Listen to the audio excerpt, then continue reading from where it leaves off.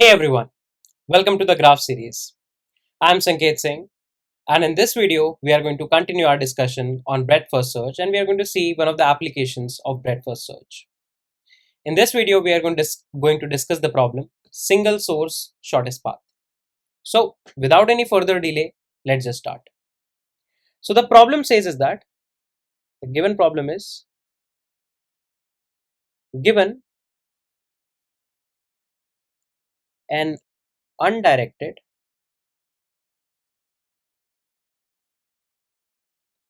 unweighted graph. Right, you have been given an undirected, unweighted, like none of the edges are going to have any weight graph and a source node and a source node. Calculate the length of the shortest path.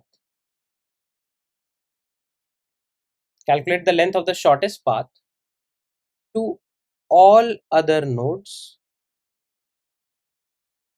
To all other nodes from the source node. Right. So from the given source node, you have to calculate the shortest path to all the other available nodes. Right. So, for example, if let's say we try to set up a graph,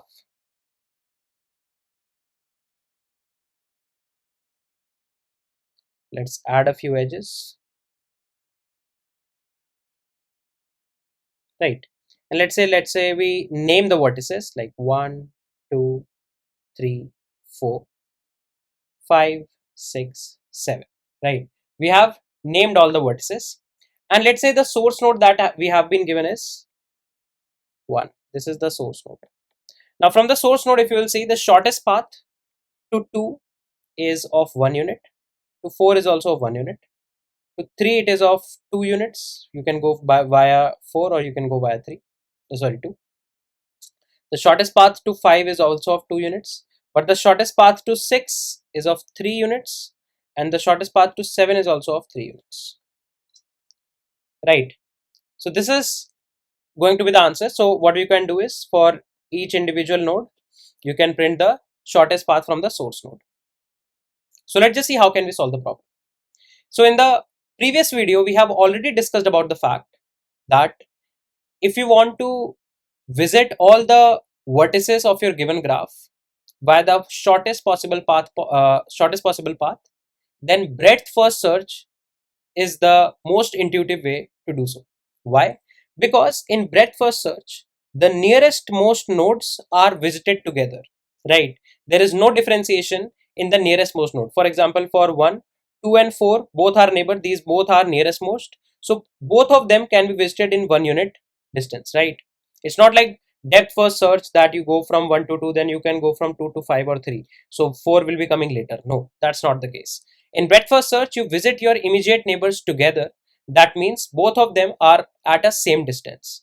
So if you are able to resolve your nearest neighbors with the shortest path possible, then those neighbors will in turn resolve their neighbors with the shortest path possible. And we have already discussed about all of these things in the previous video. So rule of thumb is, if you have an unweighted kind of a graph and you somehow want to reduce the problem to a shortest path problem, then breadth first search should be your way to go. So let's just see how using breadth first search we will be able to get the answer. So let me cut this graph out, copy,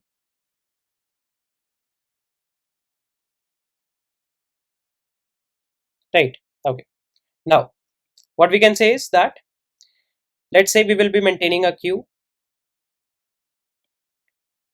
This queue is going to store the data about the neighbors that we are going to visit, and we are going to also keep a visited kind of a array, map, whatever you want,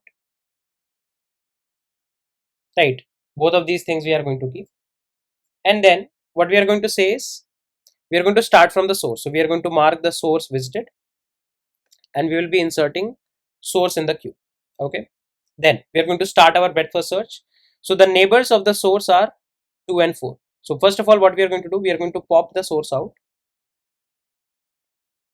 right? And apart from this q and visited, let's keep one more array, which is going to be our final array of distances. This is going to be our distance array. So 1, 2, 3, 4, 5, 6. Like I'm keeping things one based indexed. Okay. So the distance from the source to source is of course 0. And now we are going to resolve the rest of them. Now we will pop out 1 from the queue and we will add the immediate neighbors.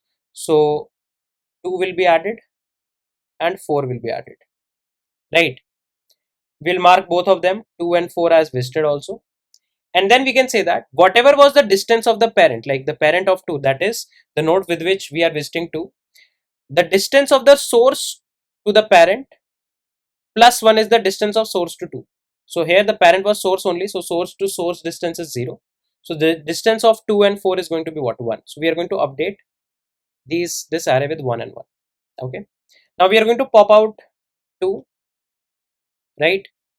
Then we are going to visit the neighbors of 2. So 2's neighbor is 1, 3 and 5. 1 is already visited, we are not going to add it. We'll add 3 and 5. 3 and 5 will be marked visited, and we'll say that whatever is the distance between source to 2, we'll just add plus 1 to it in order to get the distance between source to 5 and source to 3. So source to 2, the distance was 1. So source to 3, the distance will be 1 plus 1, right? So this will become 2 and this will also become 2, right? So we can say that the formula that is working here is distance of the neighbor is equals to distance of the current node plus 1. And we can say that distance of I is what? Shortest distance from source to I. Okay, cool. Now we will pop out the other element. Let's say 4. 4 will be popped out. The neighbor of 4s are 3 and 1. Both of them are visited. We are not going to do anything. We will pop out 3 now. The neighbor of 3 is what? 2 and 4. Both of them are visited. We'll do nothing. Then we'll pop out 5. The neighbor of 5s are 6 and 7. So we'll add 6 here in the queue, 7 in the queue. We'll mark them visited. And the distance from source to 5 is what? 2. And the distance from 5 to 6 is 1. So the distance of source to 6 is going to be 2 plus 1, that is 3. Right, and there will be one more index, 7. Similar thing for 7 also. This is also going to be 3. Right. So then we are going to remove 6. We'll print 6. The neighbor of 6 is 5 and 7. Both are visited. Then we are going to remove 7. And the neighbor are 6 and 5. Both of them are visited. After, like, now this breadth first search is completed. After the fact that your breadth first search is completed, inside this array, you will be having the distances of shortest path from the source to all other nodes. That's it. So in your normal BFS, all you have to do is just implement a distance array. Initially it will be 0. Source to source distance is 0. And later whenever you are going to a neighbor, you will just do distance of the current node plus 1, where distance of any current node is the shortest path from source to that node. Right? Okay. So I hope that the dry run of the problem is clear to everyone. Now we are going to code the solution as well. So let's see. Let's get our template quickly. This is my CPP template, and here we are going to implement a graph. So we'll say std vector of std, let's say list of integer. This is going to be our graph. Okay, and here let's say that we are going to get the number of vertices and the number of edges. We will input the number of vertices and the number of edges, and then we'll say graph dot resize. We are going to resize, so we are going to have n rows, and in each row we will be having a list of integer, right? And then what we can say is that for let, we can just write a shorthand. Let's increase the font a bit. So we can say loop I 0 to m minus 1. What is loop? Loop I have already defined above. You can see in my template, loop is just a for loop, right? So from I 0 to m minus 1, every time we'll get int u comma v std c in uv, right? And we can say graph of u dot pushback v, right? For pushback also we have a shorthand. We have already defined pb, so we'll replace it with pb to write a shorter code, and then we'll say graph of v dot pushback, because it's an undirected graph, so both of the directions we are going to add, right? So this is like a basic template for taking the input of the graph. Now we'll write a function void, or let's say std vector of int single source shortest path (SSP), right? And we are going to pass the source int source. Here we are going to build a lot of things. First of all, we have to build a queue.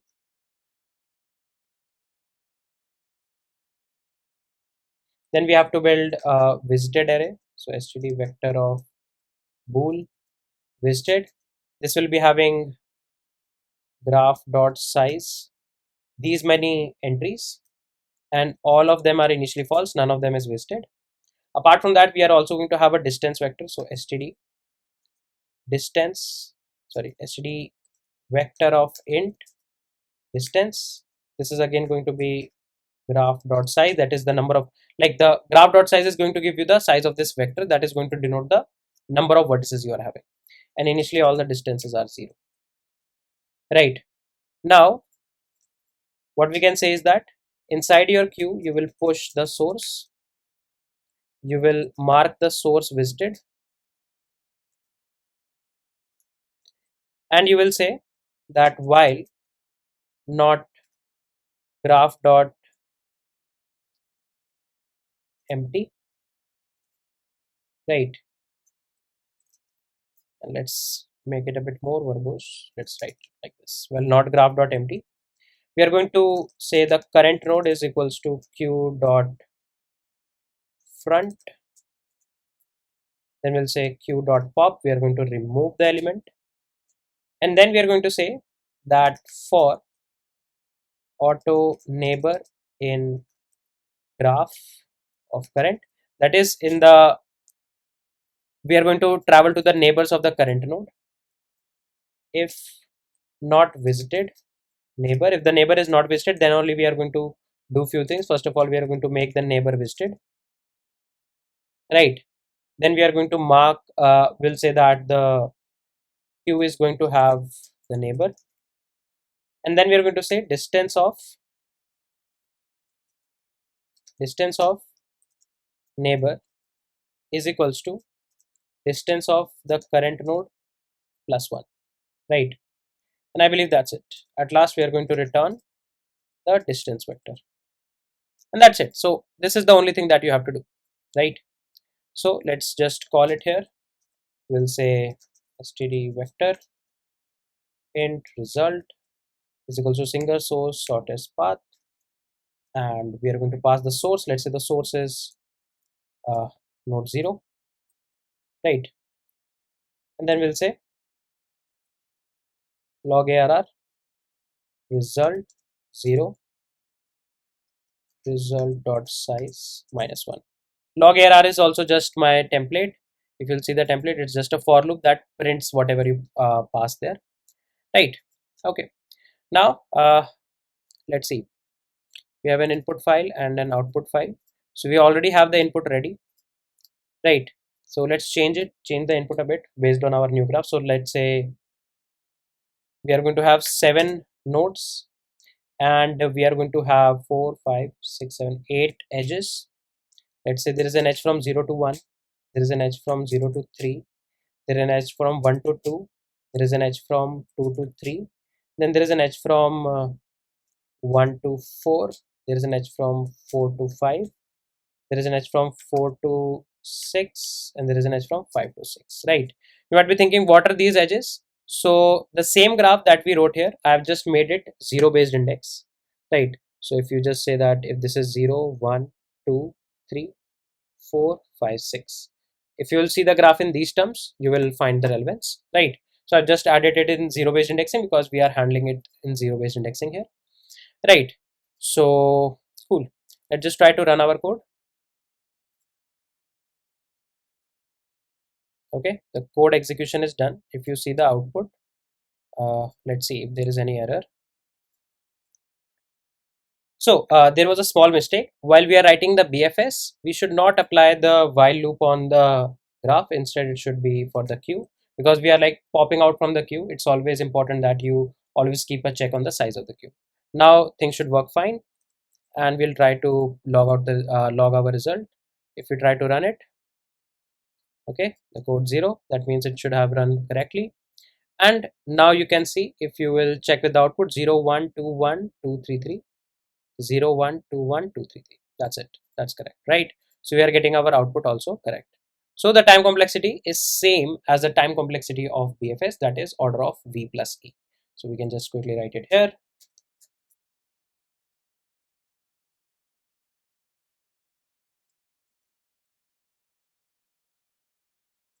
So the time complexity is equals to order of V plus E, that is V is the number of vertices and E is the number of edges, right?